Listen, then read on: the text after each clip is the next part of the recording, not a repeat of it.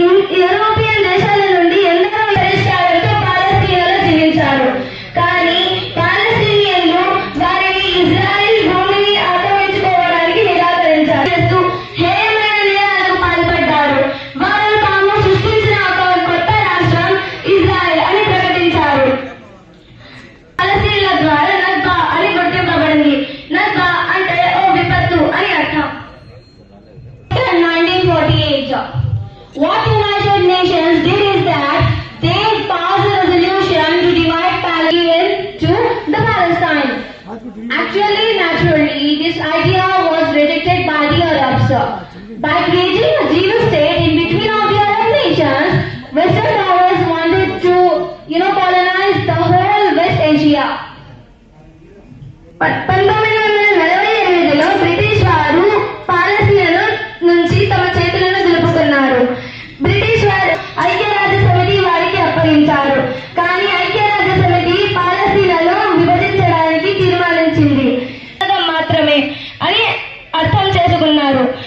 Arab దేశాల మధ్య ఒక యూద రాష్ట్రం చేసి సామ్రాజ్యవాదం కొనసాగించాలనుకున్నారు. The first war between the Arab nation and Israel started. Another war took place in 1967.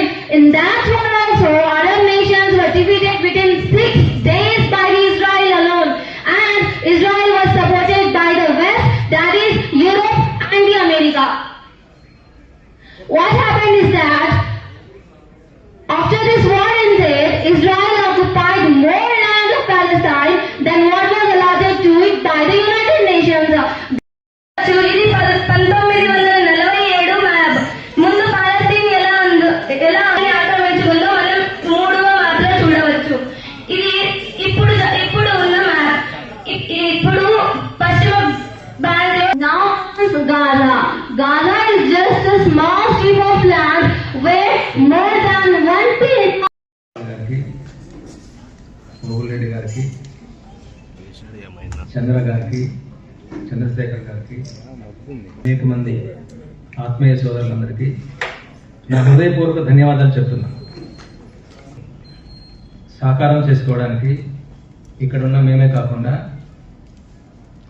వేదిక ముందున్నటువంటి అందరు కూడాను ఈ పని చేయాల్సిందే. మనం ఇందుకోసం వాళ్ళ మృతులకి సంఘీభావం వాళ్ళ మృతులకి సంతాపం ప్రకటించడానికి అటువైపు కూర్చొని సమస్య యొక్క లోతుపాతుల్ని వివరంగా తెలుసుకునేందుకు ప్రయత్నం చేద్దామని చెప్పేసి అందరూ అనుకోవడం వల్లనే సాధ్యమైంది. కానీ ఎలక్షన్లు అయిపోయిన తర్వాత చూద్దామని చెప్పారు. కానీ నేను ఊరుకోకుండా ఒక 2-3 ఫ్రెండ్స్ వెంటబడుతూ ఉంటే ఇంకా వాళ్ళు లేదు సార్ ఖచ్చితంగా ప్రయత్నం చేద్దామని చెప్పారు. ఆ ప్రయత్నం ముందు ఇంకొన్ని మాటలు మాట్లాడే ముందు సంతాప సూచకంగా ఉపాధ్యాయ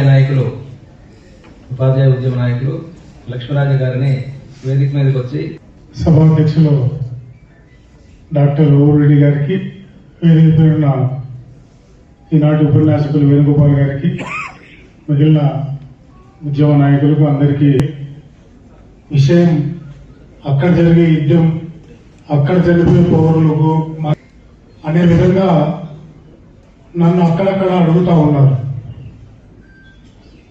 అసలు యుద్ధాల వలన ప్రాణాలు కోల్పోయేది అధికారంలో ఉన్న ఏ దేశంలో అధికారంలో వాళ్ళందరూ సేఫ్ సైడ్ గా ఉంటారు. మన రాయిస్తే చిన్న పిల్లలు, వృద్ధులు, మహిళలు తునాతునకలై పడుతూ ఉంటే ఆ పరిస్థితుల్లో మనం అక్కడ ఉంటే లేదా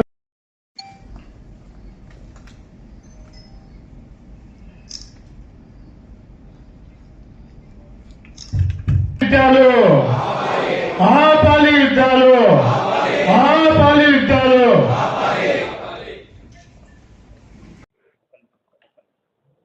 రెండు 2023 అక్టోబర్ 7న ప్రారంభించి గత 14 నెలలుగా గాజాలో, పాలస్తీనాలోని వెస్ట్ బ్యాంక్లోను, గాజాలోను ఇజ్రాయెల్ సైన్యాలు అత్యంత భయానకమైన దారుణ మారణకాండం సాగిస్తున్నాయి. ఈ 14 నెలల్లో 45,000 మంది ప్రజలను చంపేశారు. కొన్ని లక్షల భవనాలను నేలమట్టం చేశారు. ఇందులో 17,000 మంది చిన్నారి పిల్లలు కూడా మరణించారు. ఇంత దుర్మార్గం మన కళ్ళ ముందర జరిగిపోతూ ఉంటే ప్రపంచం సాధారణంగా మౌనంగా ఉన్నది.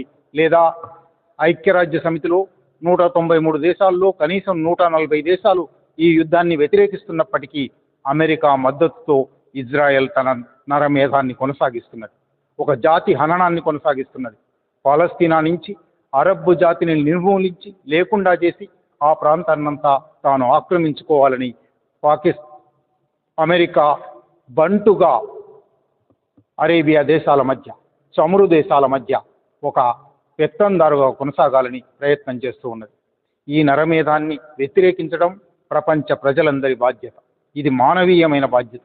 ఇదేదో కేవలం ముస్లింల మీద యూదులు జరుపుతున్న యుద్ధం కాదు, మత యుద్ధం కాదు. ఇది ఒక రాజకీయార్థిక యుద్ధం. రాజకీయార్థిక ప్రయోజనాల కోసం, సామ్రాజ్యవాదం కోసం, అమెరికా కోసం ఇజ్రాయెల్ జరుపుతున్న యుద్ధం ఇది. అది మాత్రమే కాకుండా ఒక జాతిని లేకుండా చేయాలని ఒక దుర్మార్గమైన ఉద్దేశం ప్రకారం జరుగుతున్న దాడి ఇది. అందువల్ల ఈ దాడిని మనిషి అయిన ప్రతి ఒక్కరూ, హృదయం ఉన్న ప్రతి ఒక్కరూ ఖండించవలసి ఉంది. ఇది ప్రపంచవ్యాప్తంగా మనం మొన్న అమెరికాలోనే చూసాం. అనేక విశ్వవిద్యాలయాలలో విద్యార్థులు బహిరంగ ప్రదర్శనలు చేశారు. యుద్ధం ఆపేయాలని, ఇజ్రాయెల్ దుర్మార్గం ఆపేయాలని. ప్రపంచవ్యాప్తంగా అటువంటి ప్రదర్శనలు ఎన్నో జరుగుతున్నాయి. అందులో భాగంగానే కడప సిటిజన్స్ ఫోరం పాలస్తీనా సమస్య ఏమిటి అర్థం చేసుకోవడానికి, పాలస్తీనా ప్రజలకు సంఘీభావం ప్రకటించడానికి, ఇజ్రాయెల్ దుర్మార్గాన్ని వ్యతిరేకించడానికి ఒక సదస్సు ఏర్పాటు చేయడం అభినందనీయం, ప్రశంసనీయం.